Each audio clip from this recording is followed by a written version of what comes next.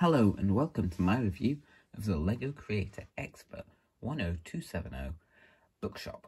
This is the modular building for 2020 and it looks fantastic. It looks fantastic. I think it's the best looking modular yet, but let's see if it's as good as the other ones in other aspects. Here are the first 3 minifigures in the set. They're all just normal people, which I do like about these modular buildings. The woman on the right there has an exclusive hair piece in colour for this set. And all their prints look good around the back. All of these have been used before, all the torso prints and all the legs. And the other 2 hairs have been as well. And the faces have been. There's an alternate face for her and her. So she can be sleeping. And the woman in the middle can have a slightly different expression. It's not very different actually. It's not massively different, unlike some of them. I have the other 2 minifigures, so there's actually only 5 minifigures in the set, which I think is a couple less than there usually is, but not 100% sure on that. The boy has a scarf on and dark green short legs, which is nice to get. And the man has a flower, and he also has, I can steal off, a book piece with a sticker on it, and inside it's got that, which is a print, and that's good. His torso is also good. Probably can't see it very well. Nick his flower, there we go. So, yeah. And I'll remove the boy's scarf so you can see his torso better. There we go. I have taken the scarf off and brought his alternate face around so you can see that. So that's a good torso. It's got a banana on it. And the guy on the left now has got an alternate face as well. And as I said, a good looking torso. In this set is this toy aeroplane, which can get stuck in the birch tree outside Birch Books. And that looks fantastic, I think. Using the hat propeller piece there on the front. And yeah, that looks great. Now that all the little stuff's out the way, let's go on to the modular building. Now this can actually be split in half. Like this can connect to other modular buildings using these pins, but these 2 themselves actually split apart. So then you've got the bookshop and you've got the house. So that's pretty cool for extra movability. Very few actually do this. But yeah, we'll look at one building at a time. I think we should look at the house first. So there's actually not very many houses that are released in the modular building line, like just pure houses. There's only been maybe only 3 actually. But this one, like pure houses, not an apartment up above a shop, there's been some of them. But this one looks really good. And generally with a modular, the way they come apart so you can get into the levels is they split off 2nd floor, 3rd floor, and then roof. But this one does it slightly differently. This one splits off down here, so then you can see in the basement. Then it splits off up here, but only half of it. And then there's also a back section that splits off. So now I've split all the sections off, let's look at them all, but we'll do that in order. So like all modulars, it's got some pavement outside, which is all to the same scale, so they all work together. It's got a lamp post outside, and some stairs to get up into the house. Then, this is the basement we've got here, so I'll just take that out so you can see in. We have a sack sitting here on a bench. Got some scissors on the wall. Got a mouse trap there with some cheese on it. Got a ladder there, which can be taken out, unfolded, and then used by a minifigure. But that was in there just now. And then there's stairs up to the house, and you can get down to this layer through the house, which I will show you. There's also a tiny little door here, which you can actually pull the ladder to get in and out. This is outside around the back of the house now. There's the steps up to the back door, and here's a little pumpkin patch, which is growing pumpkins. And yeah, that's pretty good. But let's move on to the first floor now, I guess you'd call it. Here is this floor, and there's the door in. It's got an interesting doorknob. idea on it. They all use that in the set, actually. I think it looks really good.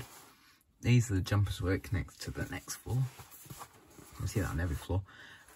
Inside, we have a seat over here by the window. You may if you can sit. However, there is no studs, so they will slide off. That might have been good if they'd done that with jumpers, because then you'd be able to actually sit on your figures there. There's an umbrella here, which I need to tell you right now, hanging on this stand here, which is quite easy to fall off, and probably will. And now it's stuck. Hang on. There we go. It's just the umbrella piece in pink, so I'm just going to set that outside the ladder. There is a table there with a Lego newspaper on it, some tea and cups, a couple of seats, and here we've got a fireplace, which you can see in there. Not really, hang on, let me get my light. Where's my light? There's my light. There you go. Sorry about the flickering. There's also a cabinet here with some things in it, but getting the cabinet doors open is very difficult. That's the best way to do it, to see what's inside. Let's see.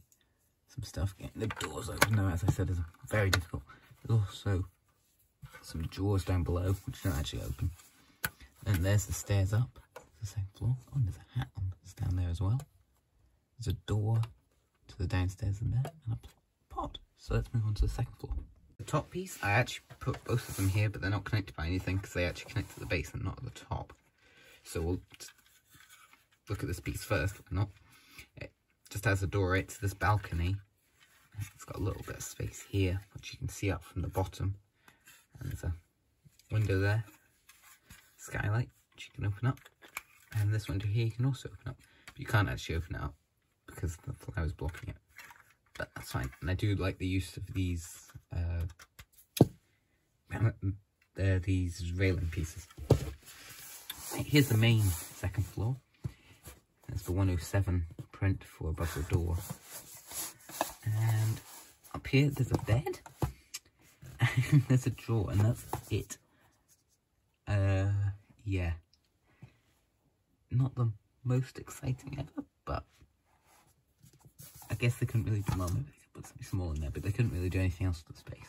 So, it's fine. Yeah.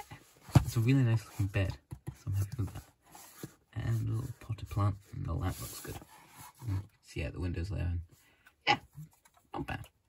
But let's get on to the bookshop now. It's the bookshop, and I did just realise I was referring to the other house as having 3 floors, when technically it only has 2 and then a basement. But anyway, this doesn't have a basement, this is just flat subfloor.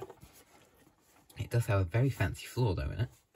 I mean, that looks very good. Here, I'm just going to pull this out actually. It's a bookcase full of books, and that looks fantastic, using plates and stuff to make that. Look there, got a cash register, the coin sitting on the desk, and a